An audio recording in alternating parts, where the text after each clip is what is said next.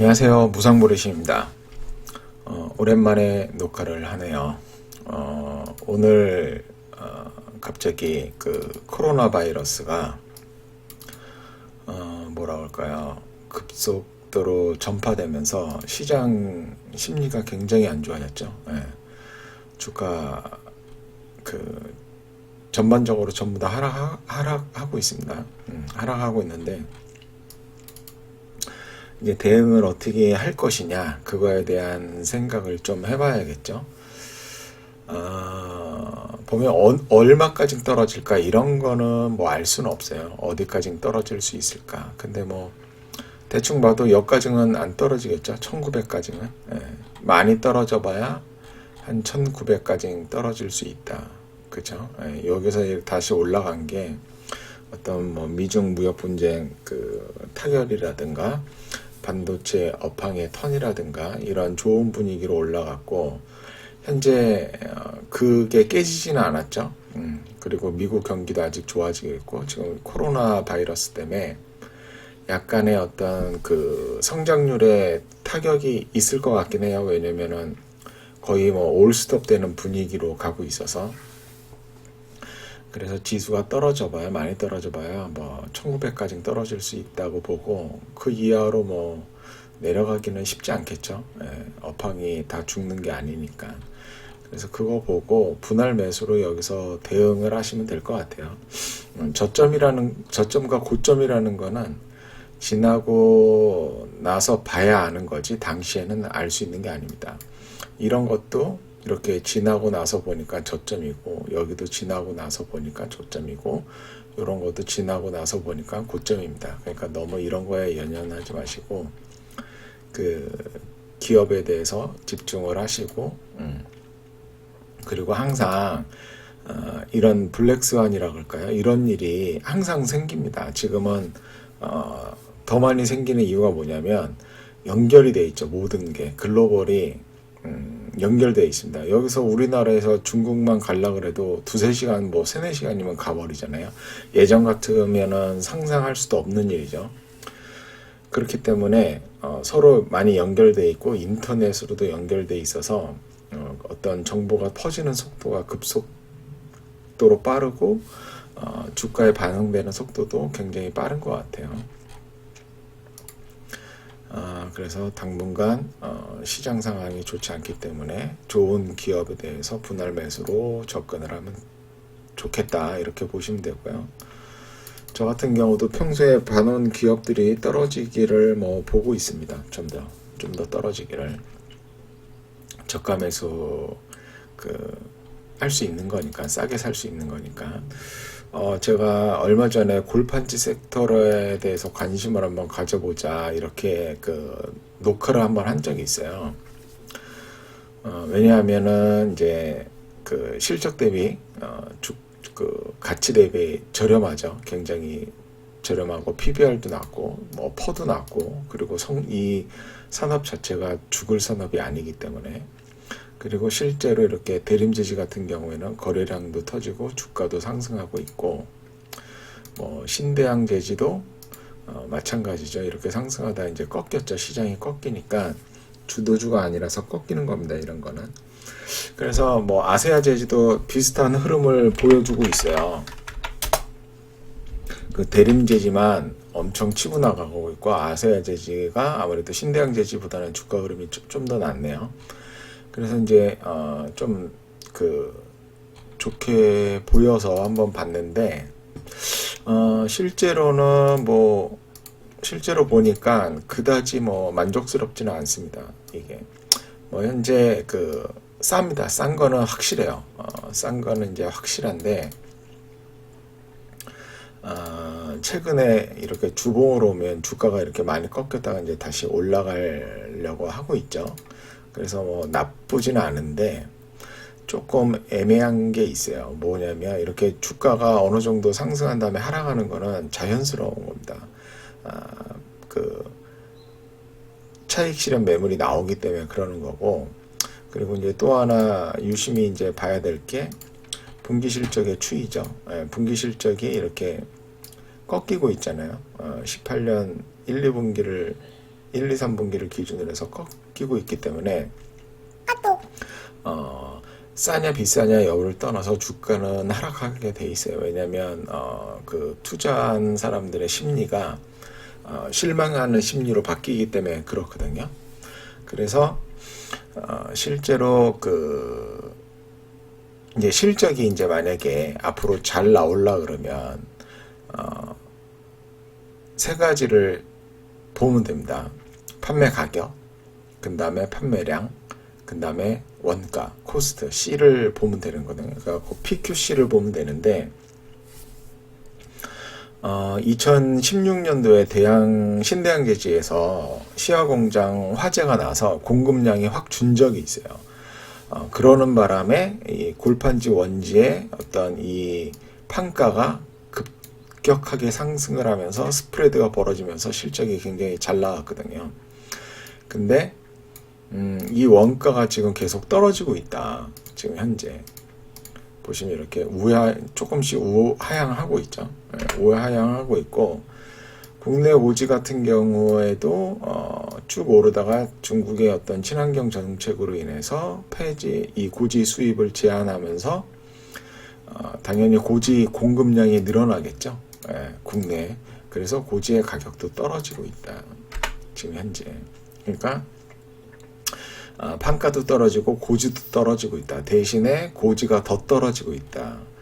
그래서 3분기까지 스프레드가 이렇게 낮아졌습니다. 그렇기 때문에 어떤 실적이 계속 안 좋게 나왔고, 근데 이제 한 가지 좋게 본 게 뭐였냐면 국내 고지의 가격은 계속 작년 12월까지 우하향을 했죠.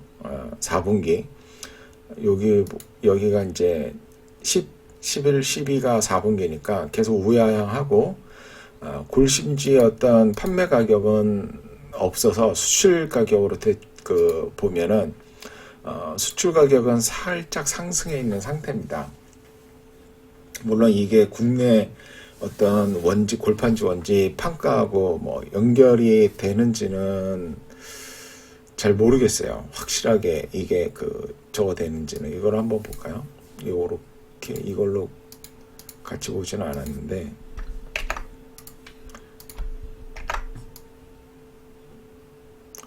그쵸? 3분기까지 떨어지다가 살짝 턴에는 비슷하게 가네요. 그러니까 국내 판가도 증가했을 수 있다. 그래서 4분기 실적이 나쁘지 않게 나올 수 있다. 다시 증가할 수 있다. 이런 뭘까요? 결론을 낼 수가 있는데, 한 가지 제가 이제 아쉬운 거는 뭐냐면, 특히나 이 아세아 재질을 보면,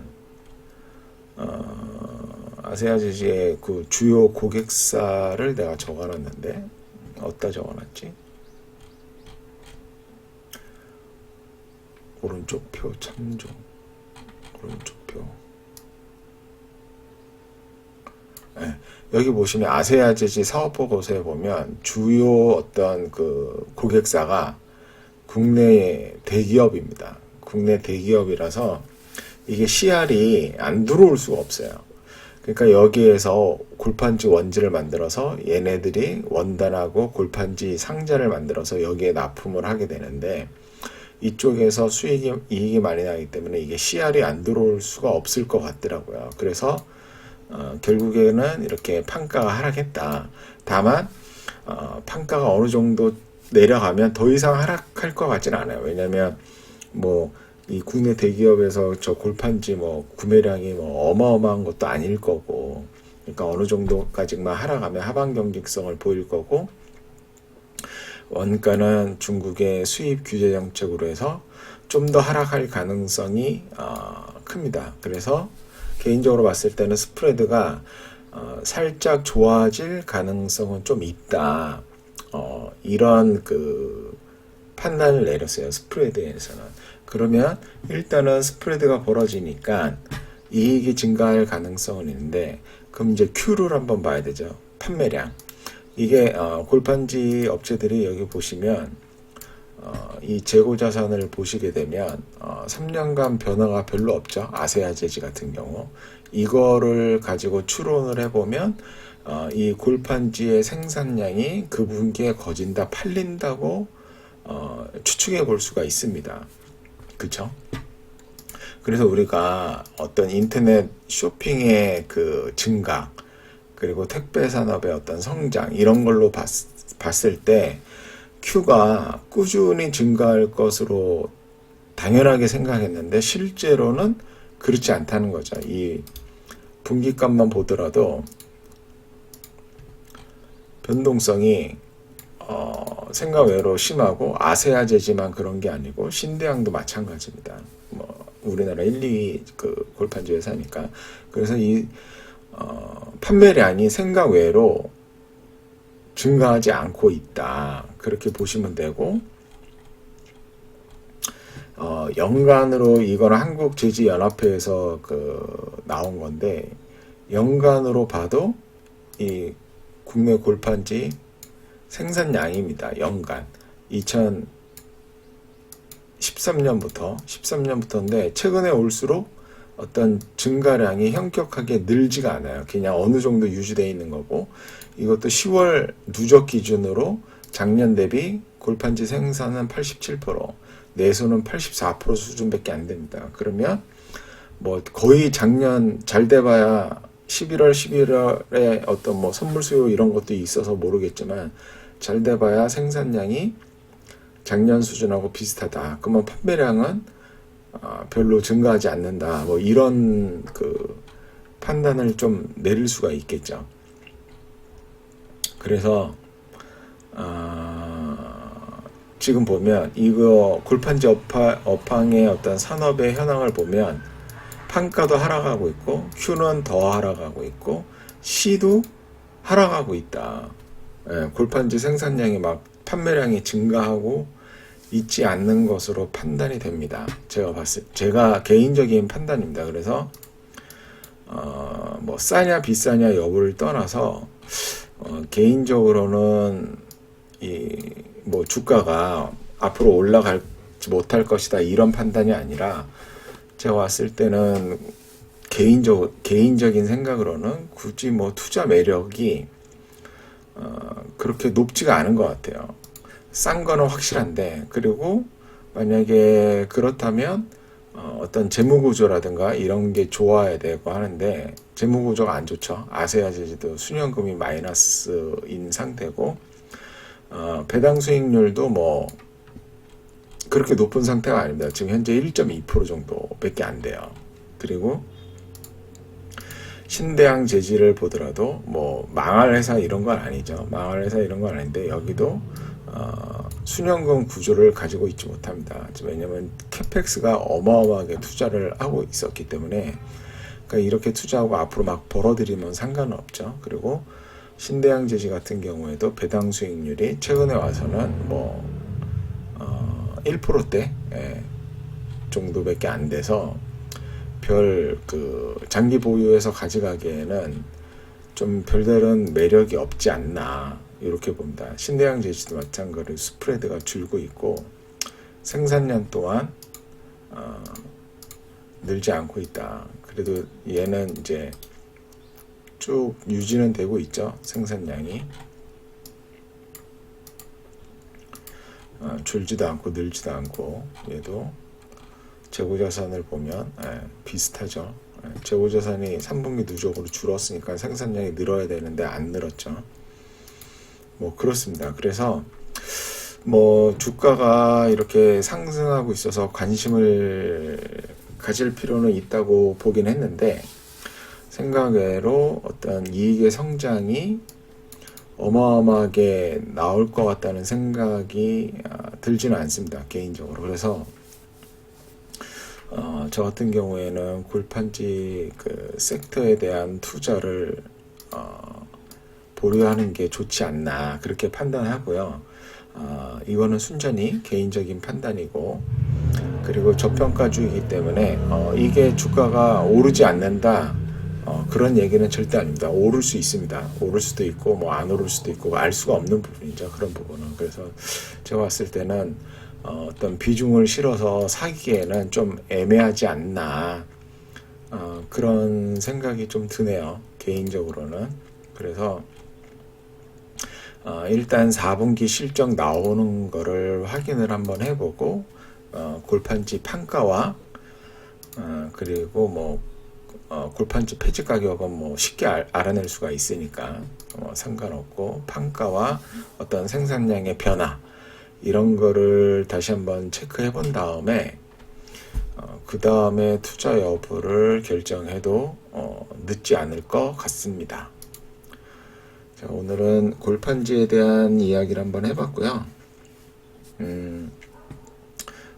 시간이 좀 지금 15분 정도 했는데 어떻게 할까 말이 많죠, 요즘 굉장히. 그래서 제가 봤을 때는 저점을 잡을 수는 없다.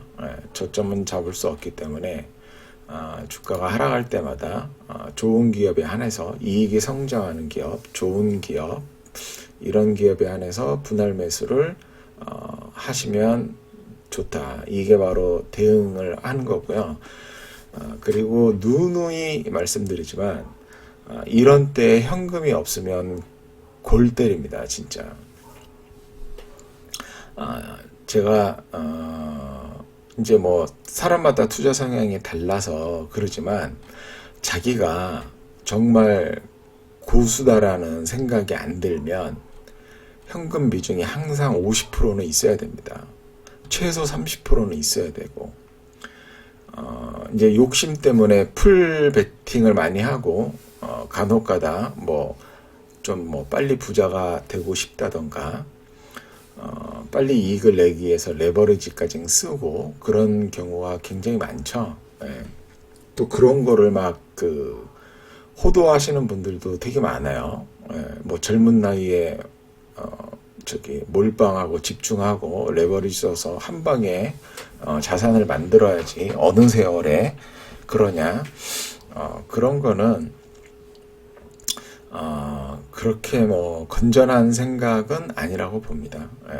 왜냐하면 주식 투자도 어느 기술적인 해자를 내가 갖고 있지 않는 이상 사업한다는 마인드로 접근을 하셔야 돼요. 저는 부잣집에서 태어나지 않고 그냥 일반 평범한 집에서 살고, 친구들도 평범한 친구들이 굉장히 많습니다. 근데 이제 사회생활을 하다 보면 부자인 친구들도 많이 만나게 되잖아요. 이제 나는 양쪽을 보다 보니까 가난한 친구들은 실패를 절대로 하면 안 됩니다. 직장 다닌다든가 이런 거 잘리면 절대 안 되고, 어떤 자영업을 해서 망하면 절대 안 됩니다. 한 번이라도 망하면 다시 일어서는 게 쉽지가 않아요. 왜냐하면 자본이 없기 때문에. 근데 이 부자 친구들은 든든한 부모님 백이 있다 보니까 사업을 진행해서 한두 번 망하는 게 별다른 타격이 없습니다. 왜냐하면 부모님이 또 자금을 대주십니다. 그래서 기회가 많아지는 거죠. 기회가 많아지면 성공할 수 있는 확률도 높아지는 거죠. 제가 봤을 때는 이런 좀 보수적인 생각을 갖고 계시는 것도 나쁘지 않다고 봐요. 물론 빨리 부자 되면 좋죠. 저도 빨리 더 부자가 됐으면 좋겠는데, 그거는 내 마음이고, 시장이 내가 가는 길에 대해서 시장이 밀어줘야 내가 빨리 부자가 될 수 있는 거지, 내가 시장을 이기려고 해서 부자가 될 수 있는 거는 쉽지 않거든요. 그렇기 때문에 어떤 집중 투자라든가 몰빵 투자라든가 레버리지 투자라든가 이런 거를 하시면 시장은 항상 이런 시련이 오기 때문에 이때 준비가 안 돼 있어서 대응이 안 됩니다. 그런다고 지금부터 신용 쓸 수 있을 것 같아요? 겁나서 못 씁니다. 신용 같은 것도 매일 떨어지는데. 그렇기 때문에 항상 현금 보유를 최소 30% 이상 보유하고 있는다고 생각하시면 되고, 내가 초보라면 적어도 50% 정도는 현금 보유를 하고 계셔야 됩니다. 그러면 이럴 때 저점을 잡는다기보다는 그냥 떨어질 때마다 조금씩 계속 사서 따라 내려가는 겁니다. 다만 앞으로 이익이 증가하거나 증가할 가능성이 높거나 확실히 증가하는 기업에 한해서 사시기를 바랍니다. 이익이 현재 하락하고 있으면 시장도 이러면 주가는 지하실로 파고 계속 100층까지 내려갑니다. 100층까지 따라 내려가는 것은 결코 쉬운 일이 아니기 때문에 그런 기업에 대해서는 더 이상 매수하지 마시고 어떤 배당 수익률이나 재무구조가 좋다면 적정한 선에서 계속 지켜보시기 바랍니다. 그리고 그런 기업이 이익이 다시 좋아질 그런 시절이 오면 그때 가서 추가 매수를 해도 늦지가 않습니다. 자, 오늘은 여기까지 말씀드렸고요. 아마 뭐 상당히 전부 다 기분이 좋지 않을 겁니다. 어제 다우도 많이 떨어졌기 때문에 월요일 날 또 시장이 굉장히 안 좋을 것 같아요. 그래서 뭐 버티는 수밖에 없으니까 버티시고 이번에 그 경험을 삼아서 항상 현금 보유를 하시고 이런 일이 있을 때 추가 매수할 수 있는 현금을 항상 만들어 두셔야 됩니다. 자, 오늘은 여기까지 말씀드리고요. 다음 영상에서 또 좋은 기업 가지고 말씀드리겠습니다. 감사합니다.